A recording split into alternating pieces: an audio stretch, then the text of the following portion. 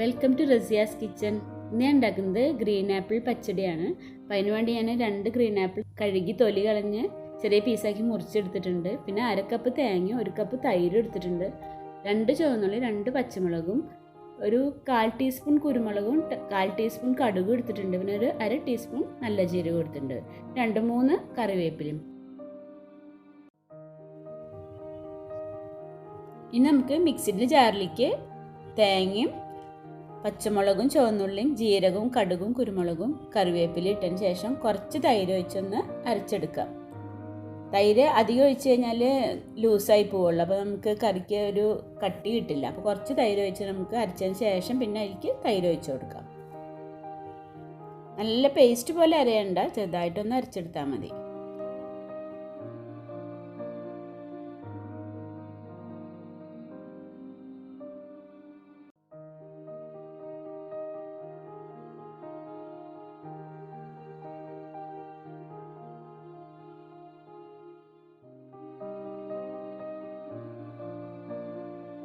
ഇപ്പം ഞാൻ തേങ്ങ അരച്ചെടുത്തിട്ടുണ്ട്.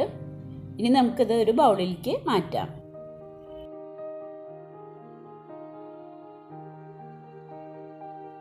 ഈ തേങ്ങ അരച്ച് നമ്മൾ ബൗളിലേക്ക് ഒഴിച്ചിട്ടില്ല, അതിലേക്ക് നമുക്ക് കുറച്ച് ഉപ്പ് ഇട്ട് കൊടുക്കുക. പിന്നെ നമ്മൾ അരിഞ്ഞു വെച്ചിട്ടുള്ള ആപ്പിളും ഇട്ട് കൊടുക്കുക. ആപ്പിൾ ഞാൻ വേവിക്കുന്നില്ല കേട്ടോ, കുറച്ചും കൂടി ഹെൽത്തി ആയിക്കോട്ടെ എന്ന് വിചാരിച്ചിട്ട് വേവിക്കാതെ ഇടുകയാണ്.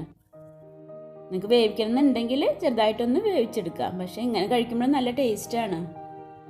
ഇനി നമ്മൾ എടുത്തു വെച്ചിട്ടുള്ള ബാക്കി തൈരും കൂടി അതിലേക്ക് ഒഴിച്ച് നന്നായി മിക്സ് ചെയ്തെടുക്കാം.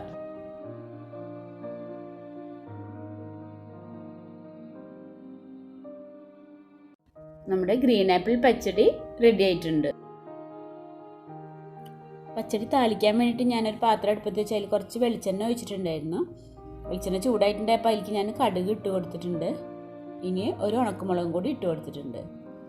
നമുക്ക് കുറച്ച് കറിവേപ്പിലും കൂടി ഇട്ടതിന് ശേഷം ഫ്ലെയിം ഓഫ് ചെയ്യാം.